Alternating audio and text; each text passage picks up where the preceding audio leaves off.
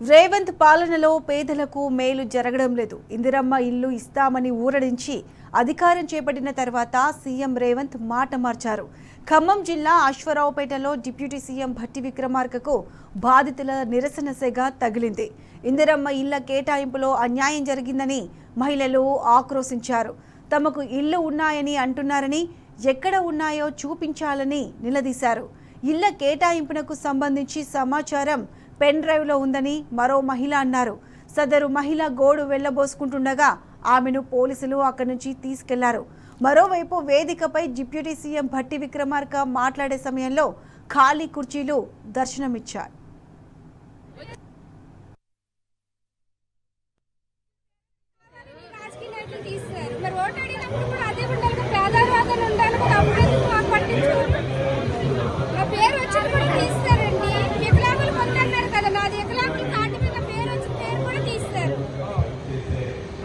ముందు రాజకీయ నాయకులకు పట్టించుకుంటారు. మేము ఓటేస్తే గెలవలేదు, అతను వచ్చేటప్పుడు అక్కలు చెల్లెలు అంటారు. ఆ తర్వాత మమ్మల్ని ఎందుకు సీట్ తీసుకునేస్తారు?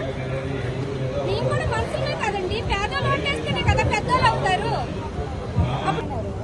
ఈయన పడవ నీళ్ళు పెట్టుకున్నారు కదా, ఆ రోజు వీళ్ళు పడవల గురించి నేను వెళ్ళా కదా, మనం పిలుస్తారని పార్టీ తరఫు నేను వచ్చాను. మన డ్రాయింగ్ ఇల్లు ఉంది, ఎవరికి ఇల్లు లేని వాళ్ళకి ఎవరికి ఇవ్వలేదు ఇల్లు, ఎవరికి ఇవ్వలేదు ఇల్లు లేని వాళ్ళకి. రెండు ఇల్లు ఎక్కడ చూపించారు, రెండు ఇల్లు ఎక్కడ ఉన్నాయో నాకు ఏం ఆస్తులు ఉన్నాయో అంతస్తులు ఉన్నాయో నాకు చూపించాలి. అందులో ఆస్తులు మాకు ఏమున్నాయి? ఒక ఇల్లు తప్ప 70 గజాలు ఇల్లు స్థలం ఉంది నాకు, రేపు షెడ్ ఉంది నాకు, అంత మించి నాకు ఏమీ లేదు. నేను ఆధార్ కార్డు చూపించుకుంటే చూపిస్తా. ఇదే అంశానికి సంబంధించి పూర్తి అప్డేట్స్ మా ప్రతినిధి సాంబా అందిస్తారు. సాంబా, చెప్పండి. కాంగ్రెస్ ప్రభుత్వం గతంలో ఇచ్చిన హామీలపై ఎక్కడికక్కడ ప్రజలు అడుగుతున్నారు. ప్రస్తుతం ఖమ్మంలో డిప్యూటీ సీఎం భట్టి విక్రమార్కలో కూడా ఈ నిరసన సెగ తగిలింది. దీనికి సంబంధించి పూర్తి అప్డేట్స్ ఏంటి? ప్రత్యూష, ఎన్నికల్లో ఇచ్చినటువంటి హామీలను తొంగల తొక్కుతున్నారనేటువంటి ఆవేదన వ్యక్తం చేస్తూ ఇందిరమ్మ ఇండ్లలో పేర్లు రానటువంటి వాళ్ళు ఆల్రెడీ మొదటి దశలో అధికారులు నిర్వహించినటువంటి సర్వేలో పేర్లు వచ్చి ఇప్పుడు కాంగ్రెస్ పార్టీ నియమించినటువంటి ఇందిరమ్మ కమిటీలు తొలగించబడేటువంటి బాధితులు ఎవరైతే ఉన్నారో వాళ్ళందరూ కూడా భద్రాద్రి కొత్తగూడెం జిల్లా అశ్వరావుపేట మా నియోజకవర్గ కేంద్రంలో జరిగినటువంటి సభా ప్రాంగణానికి వచ్చారు. ఇక్కడికి డిప్యూటీ సీఎం భట్టి విక్రమార్క, గృహ నిర్మాణ శాఖ మంత్రి పొంగులేటి శ్రీనివాసరెడ్డితో పాటు మిగతా మంత్రులు, జిల్లా అధికారులందరూ వస్తున్నారు కాబట్టి మా గోడు వెలిబుచ్చుకుంటాం, మాకు జరిగినటువంటి అన్యాయాన్ని ప్రభుత్వ పెద్దల దృష్టికి, జిల్లా అధికారుల దృష్టికి తీసుకెళ్తాం అనేటువంటి కారణంతో చాలా మంది ఇక్కడికి వచ్చి బాధితులు తమ ఆవేదనను చెప్పుకునేందుకు అశ్వరావుపేట సభా ప్రాంగణానికి చేరుకున్నటువంటి పరిస్థితి ఉండేది. అయితే వీళ్ళు రావడాన్ని ముందే గమనించినటువంటి పోలీసులు నయానో భయానో నచ్చజెప్పి వారిని అక్కడి నుంచి తీసుకెళ్లేటువంటి ప్రయత్నం చేశారు. ఆ సందర్భంగా స్వల్ప ఉద్రిక్తత ఏర్పడింది. అప్పుడు ఆ బాధితులు తమ గోడు వెలిబుచ్చుకున్నారు. మేము మొదటి దశలో అధికారులు చేపట్టేటువంటి సర్వేలో మా పేర్లు ఉన్నాయి, మేము లబ్ధిదారులం అని చెప్పి గుర్తించారు, మాకు ఇళ్లు లేవు, కనీసం వాకిల్ లేదు,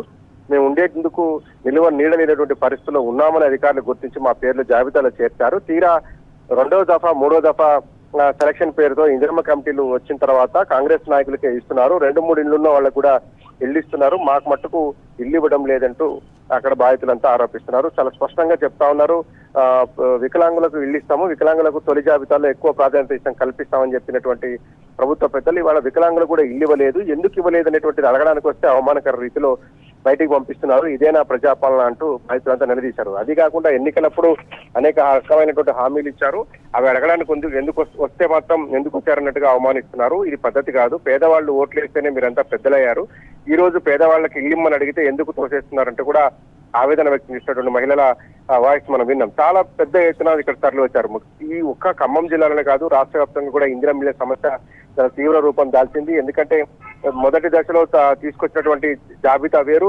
ఇందిరమ్మ కమిటీలు ఫైనల్ చేస్తాయని చెప్పినట్టు నేపథ్యంలో అప్పుడు కొన్ని చోట్ల డబ్బులు తీసుకుంటున్నారు, కొన్ని చోట్ల కాంగ్రెస్ కార్యకర్తలకు మాత్రమే ఇస్తున్నారు, కొన్ని చోట్ల బీఆర్ఎస్ సభకు పోయినారనేటువంటి కారణం చేత తొలగిస్తున్నారు, మరికొన్ని చోట్ల వాళ్ళకు నచ్చనటువంటి కారణం, రకరకాల కారణాలు పెట్టి ఇందిరమ్మ కమిటీలకు వాళ్ళు అక్కడ ఉన్నటువంటి లబ్ధిదారులను తొలగించి చికాకు చేస్తున్నటువంటి పరిస్థితి. దాంతోనే ఆ లబ్ధిదారులు ఎవరైతే బాధితులు ఉన్నారో వాళ్ళు పెద్ద ఎత్తున ఆందోళన పడ్డపడుతున్నారు. ఇప్పటివరకు ఖమ్మం జిల్లాలో దాదాపు 20-25కు పైగా ధర్నాలు జరిగాయి, అధికారులను బంధించారు, నిర్బంధించినటువంటి సంఘటనలు ఉన్నాయి, ఎంపీడీఓ కార్యాలయానికి తాళం వేశారు, గ్రామ పంచాయతీ ఆఫీస్ కా తాళం వేసినటువంటి సందర్భాలు ఉన్నాయి, రోడ్ల మీదకి వచ్చి ధర్నాలు చేశారు, ఊరికి 4 ఇళ్లు కేటాయిస్తే ఆ 4 ఇళ్లు మాకు వద్దంటూ ఆ 4 ఇళ్లను కూడా రద్దు చేస్తూ తీర్మానం చేసి ఆ ఊర్లో ఇందిరమ్మ కమిటీనే రద్దు చేసినటువంటి గ్రామాలు కూడా భద్రాద్రి కొత్తగూడెం జిల్లాలో, ఖమ్మం జిల్లాలో ఉన్నాయి. రోజు రోజుకు ఇందిరమ్మ ఇళ్ల పేరుతో జరుగుతున్నటువంటి ఈ పక్షపాత ధోరణి పట్ల ప్రజల్లో వ్యతిరేకత వస్తా ఉంది. ముఖ్యంగా ఇందిరమ్మ కమిటీలు ఏదైతే కాంగ్రెస్ పొలిటికలైజ్ చేసినటువంటి కమిటీలు ఉన్నాయో ఆ కమిటీలు చేస్తున్నటువంటి అరాచకాలకు వ్యతిరేకంగా ప్రజలు పెద్ద ఎత్తున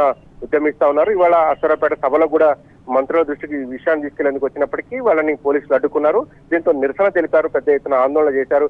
అక్కడ నుంచి పోలీసులు వాళ్ళని పక్కకి తీసుకెళ్లినటువంటి పరిస్థితి.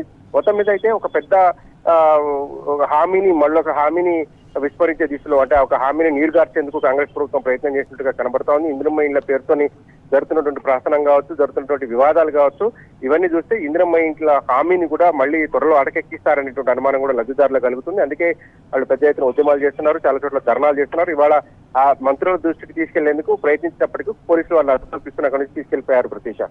Right Samba, thanks for the updates.